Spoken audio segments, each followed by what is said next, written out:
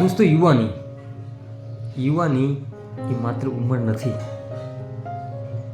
યુવાની એ એક જુસ્સો છે, એ હિંમત છે, કે જીવનની અંદર કંઈક કરી બતાવવાની, ભવિષ્ય સુધારવા માટેની સુવર્ણ જો તક હોય તો યુવાની છે. આજે આપણે યુવાનીમાં કંઈ નહીં કરી શકીએ, આજે આપણે યંગ છીએ અને કંઈ નહીં કરી શકીએ, તો પછી પાછળની જિંદગી કેવી રીતે જીવશું એનો વિચાર કોઈ દિવસ કર્યો?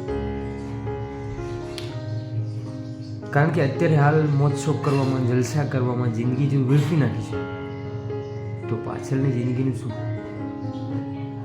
પાછળની તકલીફોનું શું? ફાઇનાન્શિયલ તકલીફ કે કોઈ પણ.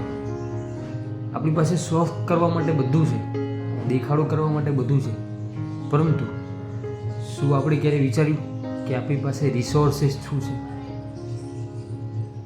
આપણી પાસે બેકગ્રાઉન્ડ આપણું શું છે? આપણે વિચાર્યું કરી?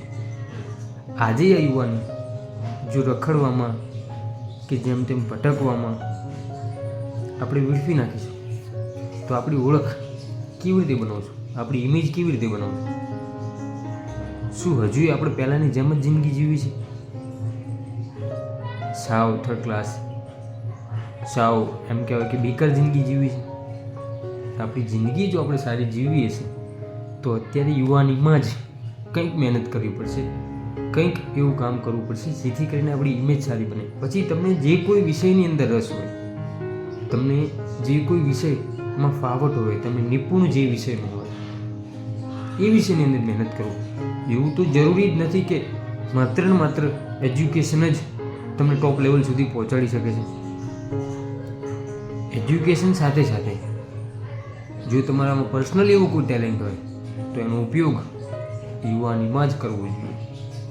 કારણ કે યુવાની તમારી જેમ જેમ ગ્રો થશે એમ તમને દુનિયાદારીનું ભાન થશે, અને જ્યારે સાચી દુનિયાદારીની સમજ આવશે ત્યારે આપણી પાસે કોઈ રિસોર્સિસ નહીં હોય, કોઈ બેકગ્રાઉન્ડ નહીં હોય, એવો કોઈ સમય નહીં હોય.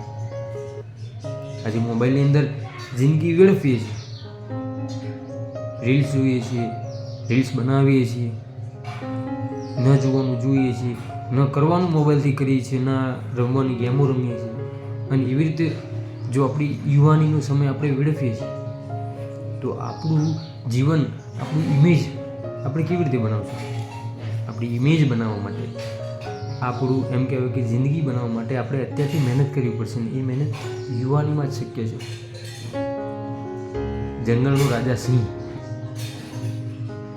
એને જન્મતાની સાથે જ એ રાજા નથી કહેવાતો, કે એની ઉપર બોર્ડ નથી માર્યું કે હું જંગલનો રાજા છું, પરંતુ એની તાકાત, એની હિંમત, એની ક્ષમતાને કારણે સિંહ જંગલનો રાજા છે. નહીં તો શિયાળ અથવા સસલું ન હોય રાજા. શા માટે સિંહ જ રાજા?